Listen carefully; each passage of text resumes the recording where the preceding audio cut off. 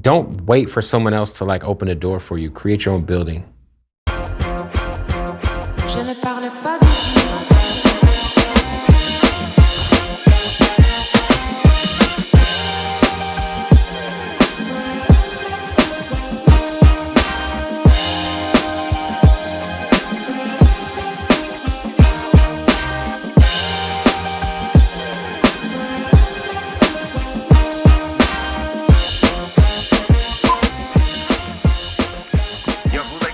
Special guest, my guy, he's home. You just give me a...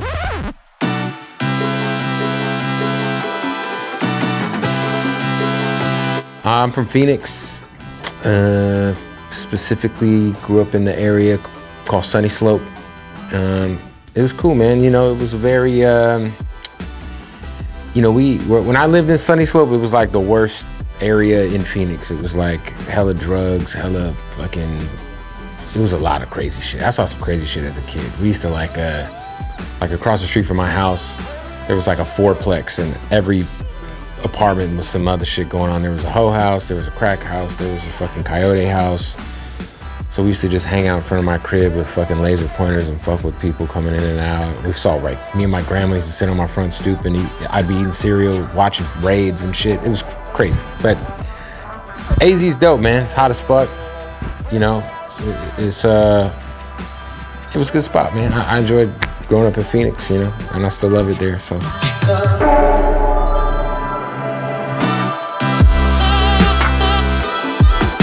Back in the day, you used to be able to open up like magazines and shit, and there'd be like those things that you'd fill out and you'd get like 15 CDs for like a penny. I think it was called Columbia House. And I guess she did that, and they sent her Snoop Dogg's Doggy Style on tape, like on accident, I guess. So she was an old lady and didn't know what the fuck it was. She just knew it was a cartoon. And so she was like, do you want this? And I was like, sure. And I'm like 5 or 6, and I had a Walkman. And at the time, I was really only listening to like Boyz II Men and like some R&B shit, and like Tone Loc, just whatever tapes my mom would give me. But I got that Doggy Style, I put that bitch in, and fuck, I was hooked, man. That shit, like, I learned every lyric, and by the time my mom heard me listening to it, she took it away, but I already knew the whole fucking album front to back, so that kind of changed my life, to be honest. Shout out to Snoop.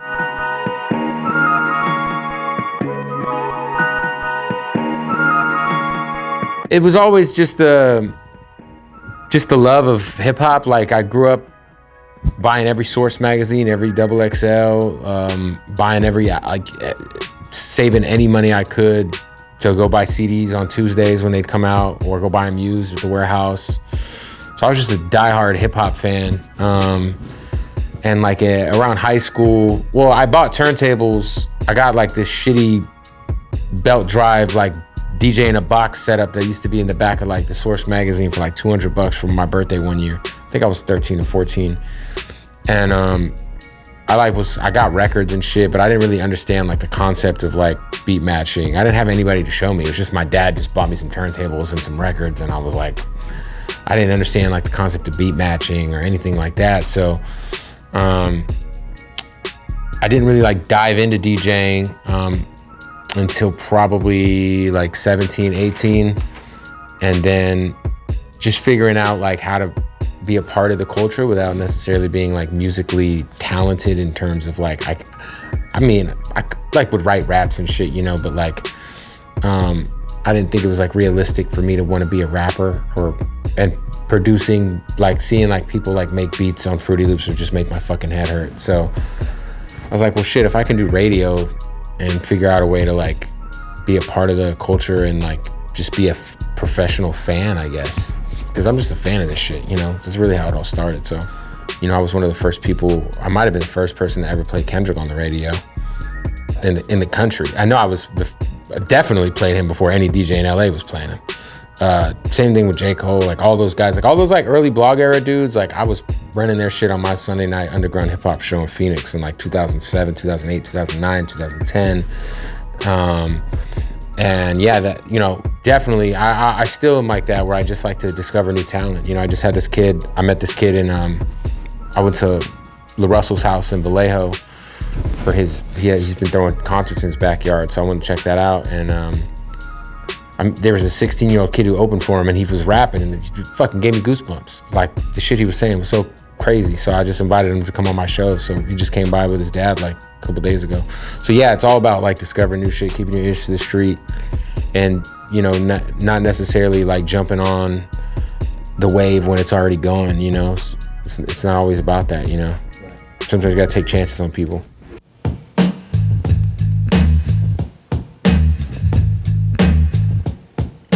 You know, I was an intern, and I went from being an intern to, this is like 05. I started as an intern. I got on the radio like towards the end of 06, 07. But I was doing like weekends, so I was still working for the morning show for free. This was in Phoenix. And there was like, you know, the goal in radio is to get a full-time job. And everybody had just signed their contracts. So there was like no end in sight for me to like take someone's slot. Cause I was like, oh, okay, they're not gonna fire this person. Because at a radio station, there are only so many full-time people, you know? So I had to move to Idaho, and I was in Idaho for a year. That shit sucked. But I got my stripes, you know, moved to Vegas. From Vegas, went back to Phoenix. Then that's when I played your song. And then I ended up in Tampa for a couple of years, and then just back in LA, or coming to LA. But initially when I came to LA, it wasn't for a full-time slot, it was for a weekend slot. And that was me, like I was like, all right, I'm gonna live in Phoenix, I'm gonna do my DJ gigs out here, and I'm gonna just come to LA every Saturday. So I used to come to LA, and that's actually low key too. I've never told this story, but because I'd come every Saturday and I would pick up work and drive it back to Phoenix. I'd come on Saturday, I'd do my radio shift at Real 92.3, and then on the way home, I would hit the homie's spot like way fucking Apple Valley, like out the way. And then grab work and then go back to Arizona. And, you know, so I was doing that for not too long, maybe like 4 or 5 months before Doc Winter, who is the head of iHeart Urban and the boss at Real, was like, yo, I want to, you know, the plan was always to have me be full-time.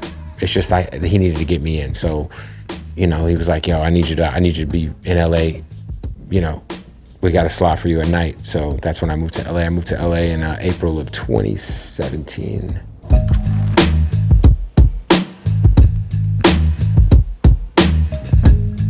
You know, at the end of the day, man, like I kind of like grew up hustling, like at the swap meet, selling bootleg shit. Like that's kind of how I got my name, you know, making mixtapes, like,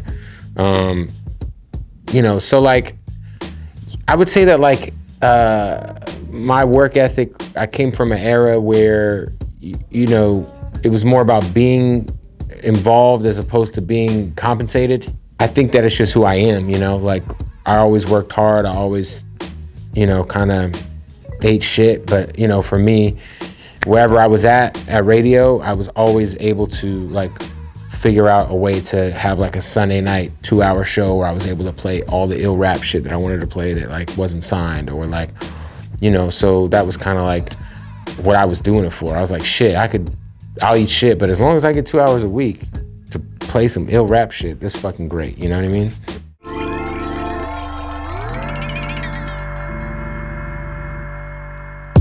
It's way different, man. So, I mean, listen, radio's pretty much dying by the day. So that's why I switched up my business model. I do a syndicated show. I'm on in 15 markets all over the country every day.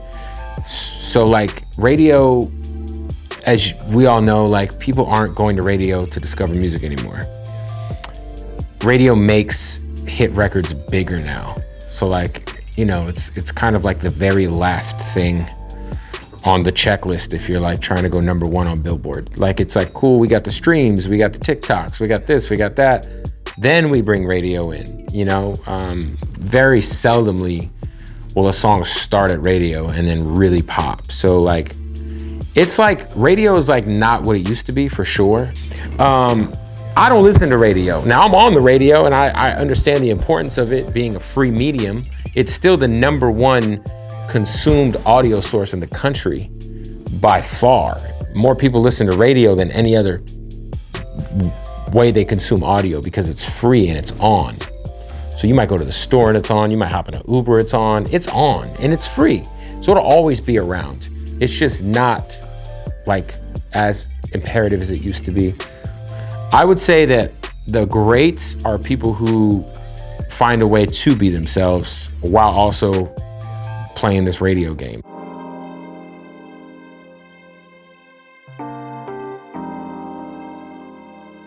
Put me on, I would say, as like a radio guy, you know, there's a few people who had a lot to do with me just staying on the ship of chasing this dream. It was the Nuts in the Morning, which is Joey Boy and Jay Filla. Joey Boy named me Bootleg Kev because I come to the radio station with shit to sell all the time. It was Carly Hustle who put me on the radio for the first time. It was a guy named Danny Whispers who kept bringing me back as an intern at the radio station. And I feel like I might be forgetting somebody, shit. Outside of that, like I've had like people like Charlemagne, who's, you know, taken a liking to me and really put his arm around me in a lot of situations and has helped me out a lot and plugged me, you know, for the last 10 years with a lot of shit, you know, so. Guys like Charlemagne, now like guys like Doc Winter, DJ AO, but like, yeah, I would say early on, those first people were like who really helped really kind of put me on and make me want to kind of stay with this shit. So yeah, I'm me, man. Like I can't like fucking just like I am Bootleg Kev. People know who I am. People know that I'm from Phoenix. I never stop repping that shit, but I also have so much love for Los Angeles and the hip hop culture here. And, you know, I grew up, my best friend's brothers in Dilated Peoples. So when I was a child, like I was going to Dilated Peoples and Jurassic 5 concerts when I was fucking 14 years old. So like I was coming out here and going to Fat Beats when I was in junior high. You know what I'm saying? Like I saw Kanye West, Dilated Peoples and the Young Guns at the House of Blues on Sunset for the College Dropout tour in LA. Like I was coming to LA, like I got love for LA, but yeah, I'm just me, bro. Like I'm from Phoenix, I'm a Phoenix kid. And anybody who follows me will know that.